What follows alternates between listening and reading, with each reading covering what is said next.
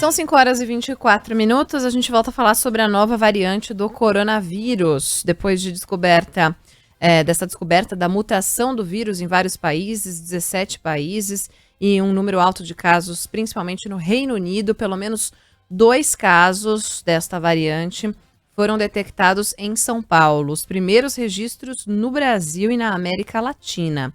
Sobre esse assunto, a gente conversa agora com o infectologista da Universidade Federal do Rio de Janeiro, integrante da diretoria da Sociedade Brasileira de Infectologia, Dr. Alberto Chebabo. Obrigada pela atenção com os nossos ouvintes. Como vai? Boa tarde, Débora. Um abraço. Como é que estão as coisas? Tudo bem? Tudo certo. Doutor, quando a gente fala em mutação, em variante do vírus, as pessoas já ficam preocupadas sem antes mesmo saber do que se trata, né? Por isso, nosso papel aqui é esclarecer do que se trata essa mutação, essa variante que foi descoberta aqui em São Paulo, aqui no Brasil, e ela deve causar preocupação? Deve causar preocupação, sim. Ela é uma variante desse vírus, né, do SARS-CoV-2, que é o vírus que causa o Covid-19. É uma variante que foi identificada na Inglaterra, agora no início desse mês, que tem uma capacidade, né, de transmissão maior do que a cepa circulante. Na Inglaterra, por exemplo, no Reino Unido, de uma forma geral, ela já é a cepa predominante, né, pela essa facilidade que ela tem de se transmitir. 60% mais com maior capacidade de transmissão, né, e de infecção do que a cepa anterior.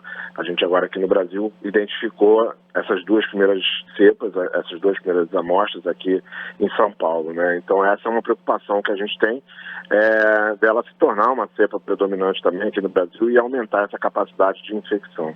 Mas apesar da alta taxa de transmissão, não significa que ela provoque casos mais graves ou maior índice de mortos? Casos mais graves, não. Ela realmente não provoca casos mais graves, ela causa uma doença semelhante à cepa anterior. Mas essa capacidade de transmissão dela faz com que a gente possa realmente ter mais mortes, porque ela tem uma capacidade de causar doença em um maior número de pessoas mais rapidamente, que é o que está acontecendo, por exemplo, agora no Reino Unido, né? Então, o número de pessoas infectadas aumentou muito, e como a gente sabe que 20% das pessoas acabam precisando internar, 5% mais ou menos acabam precisando de ir para uma unidade de terapia intensiva, e em torno de 1 a 2%, de uma forma geral, dos que pegam, dos que se infectam, vão morrer. Isso pode significar um aumento do número de casos acontecendo, e com isso um número de pacientes internados, número de pacientes necessitando de CTI, que já é uma dificuldade que a gente tem aqui no Brasil, em algumas cidades, e também um número maior de mortes, né, exatamente para infectar um número maior de pessoas, né. E isso, né, doutor, é um alerta importante porque a gente está vendo, apesar das recomendações, pessoas em festas, em aglomerações, na praia, na balada, abraçando, contato físico, próximos aos outros. Hoje é o último dia de 2020, não queria ser tão pessimista, mas a gente tem que ser realista, né? Porque tem gente que está achando que vai virar o ano, virou a chave, tem vacina e está tudo bem. E ainda é um processo longo, né, até que a vacina chegue aqui. O senhor acredita que em janeiro, início desse ano de 2021, primeiro trimestre, a gente deve ter um pico do número de casos, até de repente de mortes? Qual que é a sua avaliação de perspectiva para o início do ano, para o ano de 2021? A perspectiva é exatamente essa, né, de que a gente agora, janeiro, seja um mês muito difícil, um mês pior do que foi o mês de dezembro, e a gente ainda vai ter provavelmente um primeiro trimestre aí no país, de uma forma geral, com um número de casos muito grandes. Hoje, por exemplo, ontem, por exemplo, no mundo inteiro, a gente teve o recorde de pessoas infectadas em um mesmo dia, né, mostrando essa capacidade de transmissão, de disseminação da doença ainda está muito grande nesse momento, principalmente na Europa, mas a gente aqui em algumas cidades no Brasil, Rio de Janeiro, Manaus, né, mesmo em São Paulo, e a gente espera realmente a perspectiva e a expectativa de que a gente ainda tenha um primeiro trimestre de muita dificuldade em relação ao número de casos aqui no Brasil. E o impacto da vacina, ele vai se dar a partir do momento que a gente consegue vacinar um grande número de pessoas, né? A gente tem uma perspectiva de começar a vacinar no final do primeiro trimestre desse ano, né, provavelmente fevereiro, março, mas ainda com o número de pessoas vacinadas ainda muito pequeno. A gente vê o país hoje que, apesar de já ter aí algumas semanas, né, de vacinação, o país que mais conseguiu vacinar a sua população foi Israel, que não chegou a 7%, está em torno de 7%. Para a gente ter algum impacto em termos de transmissão, né, de doença, a gente precisaria chegar a 40%, 50%, 60% da população. Então a gente vai ter ainda um tempo, né, e as pessoas têm que ter essa paciência, têm que entender que não é só pelo fato de a gente ter a vacina que a doença vai acabar. A gente tem que ter a vacina, mas a gente tem que ser capaz de vacinar um número muito grande de pessoas para aí sim a gente conseguir ter um impacto nessa transmissão e também, obviamente, no número de mortes, né?